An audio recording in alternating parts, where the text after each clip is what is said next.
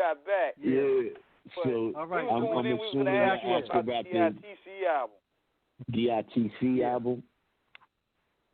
What you want to know about it? Yeah. So Wait, Max.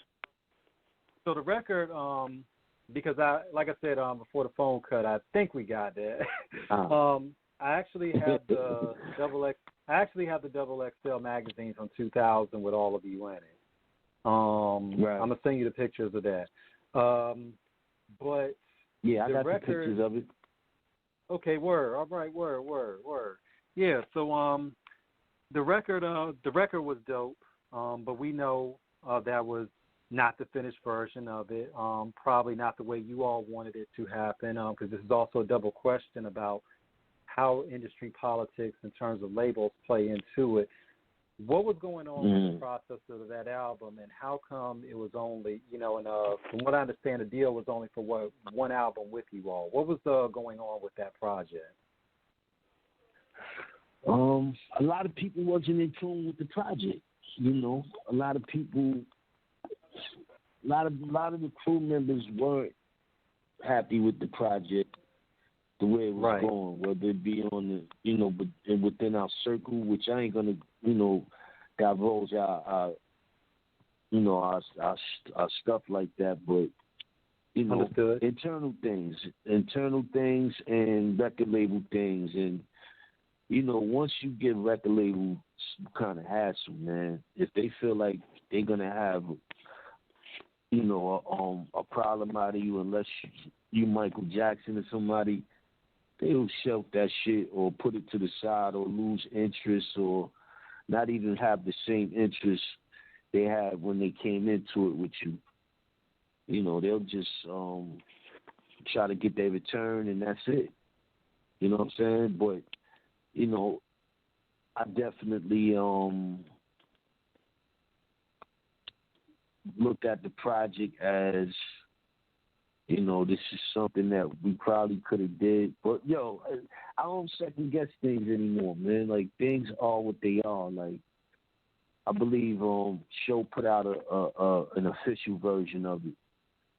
But by that time, it's now it's a little tainted because people feel a certain way about that record. You know what I'm saying? We had a big record in Day One that was put on that album after the fact. So, I mean, I believe Day One sold more records than that album itself when it was put out independently. You know what I'm saying? And probably brought more light to the project than what we was griping about. You understand? So it was just a lot of things in terms of how certain people felt about the record, how the record company was seeing a little infighting and stuff like that. And, like I said, once you give the record company a little grief, they'll kind of lose interest on it. Because I know, once again, I got it the day that it dropped, and I'm so glad that I did, because once again, I know how much that album is worth on eBay. I saw it, and that's just for the cassette. I think the cassette was going for like $100 or better.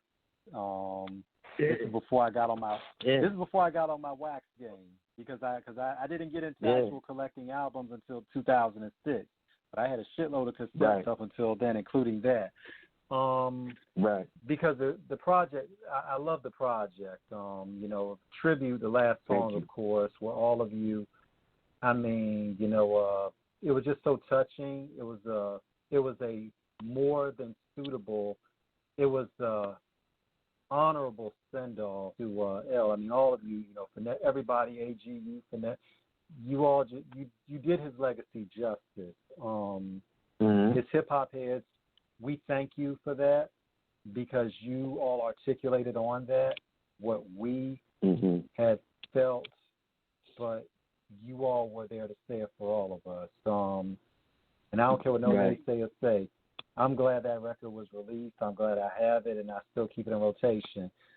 Want to jump back? Yeah, I'm proud of I'm proud of everything that we've done. Like I said, looking back in hindsight, everything happens the way it's supposed to happen. So everything is always going to be what you consider how it should be, you know. And you look at it years later and say, oh, this is what it was meant for.